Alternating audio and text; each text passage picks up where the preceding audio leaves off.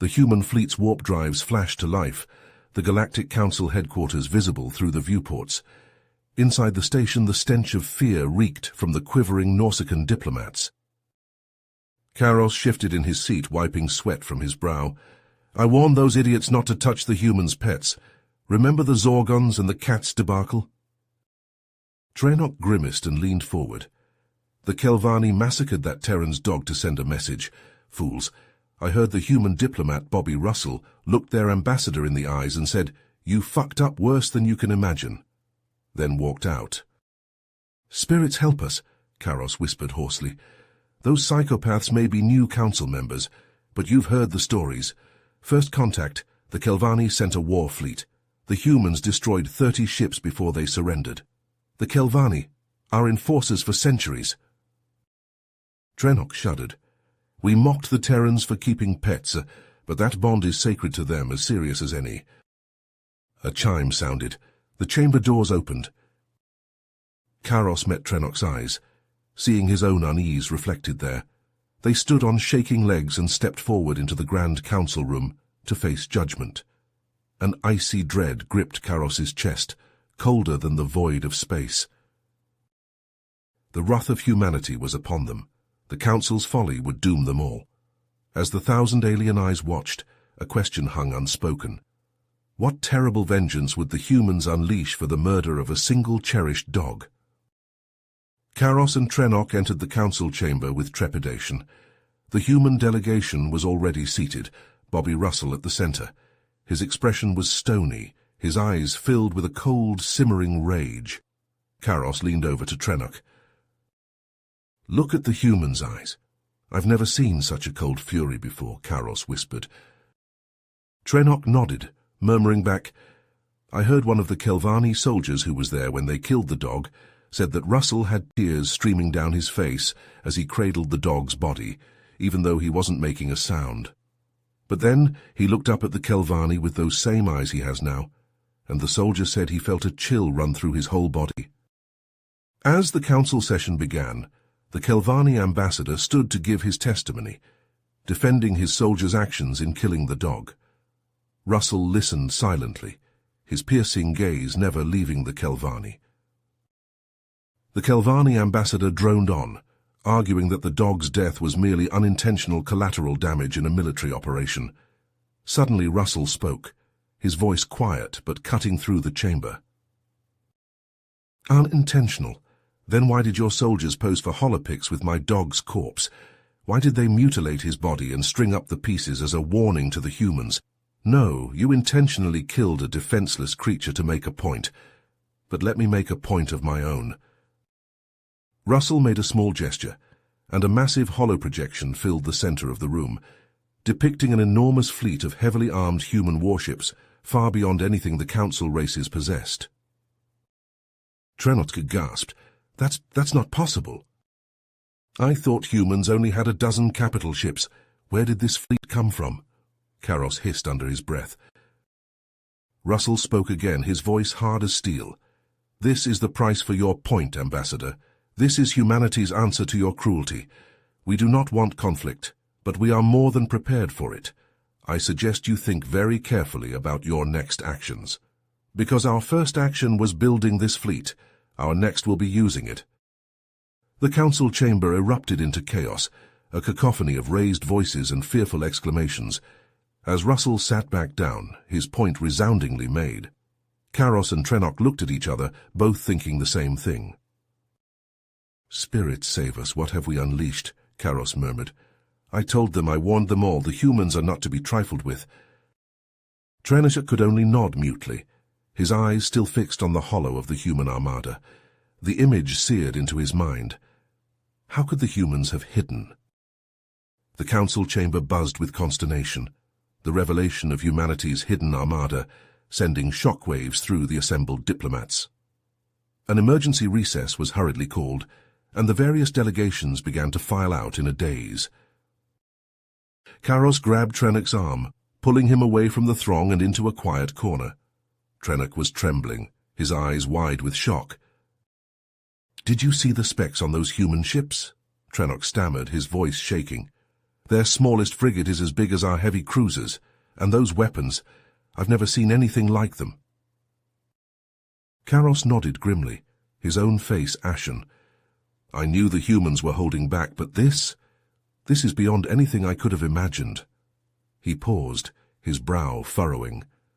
And did you catch what Russell said? Our first action was building this fleet. First action, implying they have more surprises waiting. Trennock's eyes widened even further, if that were possible. You don't think they have even more than this, do you? Karos shrugged, his expression bleak. I wouldn't put it past them. We've all underestimated the humans from the start. We thought their lack of aggression meant they were weak. But maybe they simply don't start fights because they know they'll always finish them. Trennock shook his head in disbelief. All this over a dog? I still can't wrap my head around it. Karos let out a humorless laugh. That's because you're thinking like a Nausicaan. To us, a pet is a convenient companion. But to humans, that dog might as well have been Russell's child, and we all know how fiercely humans protect their children. Trennock fell silent, considering this. The implications were staggering. He had always thought of the humans as soft, even naive, but now he was starting to see that perhaps their restraint had been a choice, not a necessity. After a long moment, Trennock spoke again, his voice quiet. What do you think the Council will do now? Karos sighed heavily, the weight of the situation seeming to settle on his shoulders. I don't know, but I do know that if they don't handle this correctly, if they push the humans too far, we could be looking at a war that will shake the very foundations of the galaxy. He met Trennock's gaze, his eyes grave, and after seeing that fleet, I'm not sure it's a war we can win. The council chamber fell deathly silent in the wake of Russell's revelation. Karos and Trennock sat stunned, their minds reeling as they tried to process the sheer scale of the carnage they had just witnessed. Trennock leaned over to Karos, his voice a hoarse whisper. 10,000 Zorgon soldiers against a single human battalion. It's unthinkable. The Zorgons are the most feared warriors in the galaxy. How could the humans have defeated them so utterly? Karos shook his head slowly, his eyes never leaving the hollow of the blood-soaked battlefield. I don't know, but one thing is clear. We have grossly underestimated the humans. Their technology, their tactics, their sheer ruthlessness in battle. It's beyond anything we've ever seen. Trennock nodded, a shudder running through his body. And to think all of this because of a dog, a single solitary pet. If this is how the humans respond to the death of an animal, what would they do if we ever truly wronged them? Karos didn't answer. He couldn't. The thought was too terrifying to contemplate. In the center of the chamber, Russell stood calmly, his point made with brutal clarity. He surveyed the silent, shell-shocked council members, his gaze finally coming to rest on the Kelvani ambassador.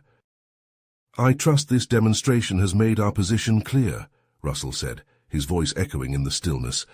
We come to this council in peace, but make no mistake, we are prepared for war, and as you can see, we are very, very good at it. With that, Russell turned on his heel and strode from the chamber, his delegation falling into step behind him. They left a room full of traumatized diplomats, each pondering the same horrifying question.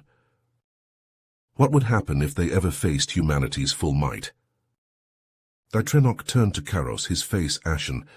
We cannot afford to make an enemy of the humans. We must find a way to make this right, to atone for the Kelvani's mistake, because if we don't... He trailed off, unable to finish the thought. But Karos understood. They all did. The hollow of the Battle of Hera's Prime still hovered in the center of the room, a silent testament to humanity's terrible power. It was a power they all now feared, a power they knew they could never hope to match. The humans had shown their hand, and it was a hand that held the fate of the galaxy itself. Karos closed his eyes, a feeling of despair washing over him. The council had awoken a sleeping giant, and now they could only pray that they could find a way to lull it back to slumber. Because if they failed, if they pushed the humans too far, it would be the end of everything they had ever known. In the deafening silence that followed Russell's declaration, Karos and Trennock sat rigid, barely daring to breathe.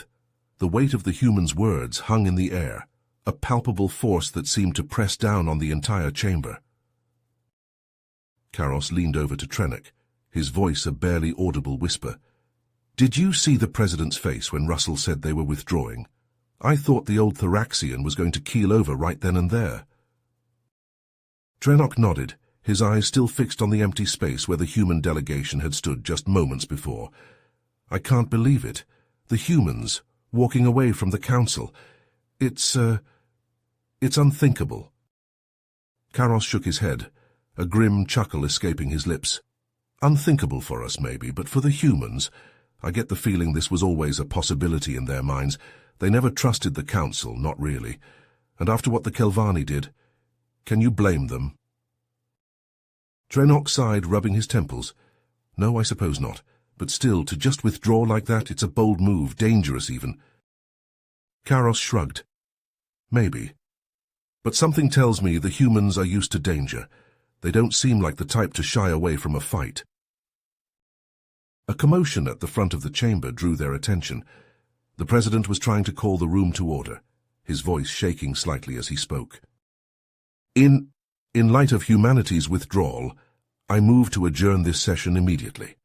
We will reconvene tomorrow to discuss the implications of this development."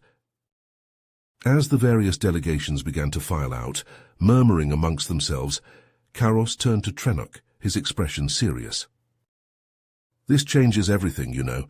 The balance of power in the galaxy, the way the Council operates. It's all going to be different now." Trennock nodded solemnly. "I know, and I can't help but feel like this is just the beginning. The humans have made their move. Now it's up to the rest of us to figure out how to respond." Karos stood, straightening his robes. "One thing's for sure. The humans have shown they're not to be underestimated. Not in war, not in diplomacy, and certainly not when it comes to protecting their own." As they exited the chamber, Trennock couldn't shake the feeling that they were standing on the precipice of something monumental. The galaxy had shifted today, and he had a sinking suspicion that nothing would ever be the same again. The humans had spoken, and the universe itself seemed to tremble at their words. The Nausicaan Prime Minister's office was dimly lit, the only illumination coming from the holographic star map that hovered above the central desk. Karos and Trennock sat opposite the Prime Minister, the gravity of their report hanging heavy in the air. The Prime Minister leaned forward, his brow furrowed. "The humans allying with the Axanar. This is unprecedented. The Axanar have never shown interest in galactic affairs before. What could have possibly changed their minds?" Trennock shifted in his seat. "It's the humans, sir. They have a way of persuading others to see things their way, and with their technological advancements, they likely offered the Axanar something they couldn't refuse." Karos nodded in agreement. "And there's the matter of the wormhole. With access to that, the humans could project their power across the galaxy in an instant. No one would be safe from their reach." The Prime Minister stood abruptly, pacing behind his desk. "This is a nightmare scenario. The balance of power in the galaxy was already precarious, but with the humans unbound by Council law and now in control of the Axanar wormhole, they could bring the entire galactic order crashing down." Trennock's voice was grim. "And that's assuming they stop at just an alliance with the Axanar. Who's to say they won't start reaching out to other dissatisfied species? The Krill, the Ventari. There are plenty who would jump at the chance to ally with a power like humanity." The Prime Minister stopped pacing, his shoulders slumping. "We're staring down the barrel of a galactic upheaval, and we have no one to blame but ourselves. We underestimated the humans, treated them as just another species to be brought to heel. And now we're reaping the consequences of our arrogance." Karos spoke softly. "What do we do, sir? How do we prepare for what's coming?" The Prime Minister turned to the star map, his eyes tracing the glowing lines that represented the delicate web of alliances and trade routes that held the galaxy together. "We do the only thing we can do. We try to shore up our own alliances, strengthen our defenses, and we pray to whatever gods might be listening that the humans are as benevolent as they claim to be. Because if they're not, if their intentions are anything less than pure, then spirits help us all. We may be witnessing the beginning of the end of galactic civilization as we know it. The weight of those words settled over the room like a shroud. Karos and Trenok could only sit in silence, each lost in their own thoughts of the uncertain future that lay ahead.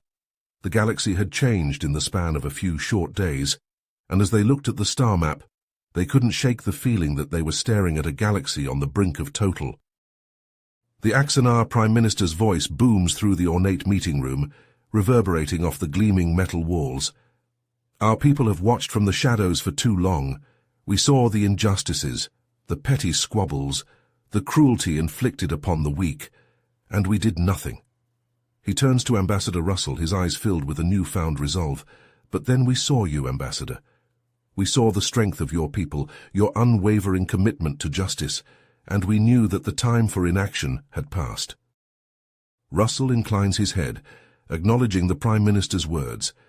The Axanar are wise to recognize the need for change. The Galactic Council has failed in its duty to maintain peace and order. It has become a tool for the powerful to oppress the weak. He leans forward, his gaze intense, but no more. With the Axanar by our side, humanity will ensure that the rule of law is upheld, that the rights of all species, no matter their size or influence, are protected. Karos clears his throat, drawing the attention of the room. And how do you propose to do this? The Council will not take kindly to being challenged. A hint of a smile plays at Russell's lips. The Council will have no choice but to accept the new reality. With the Axanar wormhole under our control, we can project our power across the galaxy in an instant. No one will be beyond our reach. Trenok shifts uneasily in his seat. And what of the other species? Will they not see this as a threat? The Axanar Prime Minister shakes his head. They will see it as an opportunity for true peace, for a galaxy where the strong protect the weak, rather than exploit them. He spreads his hands wide. Under the guidance of humanity and the Axanar, a new era of cooperation and prosperity will dawn. Karos exchanges a glance with Trenok, both thinking the same thing. The implications of this alliance are staggering. With humanity's military might and the Axanar's advanced technology, they could reshape the very fabric of galactic society. Russell stands, his presence commanding the room. Change is coming, gentlemen, and it is up to each species to decide where they will stand when it arrives. Will they cling to the old ways, to a system that has failed time and again, or will they embrace a new future, a future where justice and equality reign supreme? As the meeting concludes, and the Nausicaan ambassadors take their leave, Karos can feel the weight of the moment pressing down on him. The galaxy stands on the precipice of a new era, an era where the old rules no longer apply. And as he looks back at the imposing figures of Russell and the Axanar Prime Minister, he knows one thing with absolute certainty. Nothing will ever be the same again. Months had passed since humanity's withdrawal from the Galactic Council, and the situation had only grown more tense. Karos and Trenok found themselves in a dimly lit room surrounded by the leaders of the Council races. The atmosphere was thick with fear and desperation. The Zorgon ambassador paced the room, his fists clenched. The humans and the Axanar are everywhere, he snarled. They're interfering in every conflict, every trade dispute. They claim to be keeping the peace, but we all know what they're really doing. Karos nodded, his expression grim. They're consolidating their power, making the galaxy dependent on them. And with the Axanar wormhole, they can strike anywhere, anytime, the Kelvani ambassador finished, his voice trembling slightly. We're all at their mercy. Trenok leaned forward, his brow furrowed. It gets worse, he said quietly. My sources tell me that the humans and the Axanar have been in contact with the Quinth. Karos felt a chill run down his spine. If the Quinth have joined this alliance, then there will be no stopping them, the Thraxian president said, his voice heavy with resignation. The humans, the Axanar, and the Quinth, they could rule the galaxy unopposed. Silence fell over the room as each leader contemplated the grim reality they faced. It was the Zorgon ambassador who finally spoke, his voice low and determined. "We have only one choice," he said, his eyes blazing with a desperate resolve. "We must strike now with all our combined might, before this alliance grows any stronger." Kairos shook his head, a sense of hopelessness washing over him. "You saw what the humans did to your forces on Hera's Prime. You really think we stand a chance against them now, with the Axanar and possibly the Quinth on their side?" The Zorgon ambassador slammed his fist on the table, his voice rising to a shout. "We have to try. If we don't stop them now, we'll all be nothing more than vassals in a human-ruled galaxy. Is that what you want?" Kairos didn't answer. He couldn't. Because deep down he knew the Zorgon was right. They had to fight even if it was a fight they were likely to lose. The meeting ended with a plan to mobilize the combined forces of the Council races. It was a desperate gambit, but it was the only move they had left. As Kairos and Trenok left the room, a heavy silence hung between them. They both knew what lay ahead. They were marching towards a confrontation that could very well be their last. But what choice did they have? The alternative, a galaxy ruled by the iron fist of the human Axanar-Quinth alliance, was too terrible to contemplate. So they walked on, each step bringing them closer to a battle that would decide the fate of the galaxy itself. The die had been cast, and there was no turning back now. Kairos's mind reels as he tries to process Russell's words. The offer is tempting, almost too good to be true. A chance to avoid war, to gain access to humanity's advanced technology and knowledge. But at what cost? He glances at Trenok, seeing his own conflicted emotions mirrored in his colleague's face. Trenok leans forward, his voice hesitant. "You say you want to uplift us. But how do we know this isn't just another form of conquest? That once we join you, we won't just be absorbed into your alliance, our identity lost?" Russell shakes his head, his expression earnest. "That's not our way, Ambassador.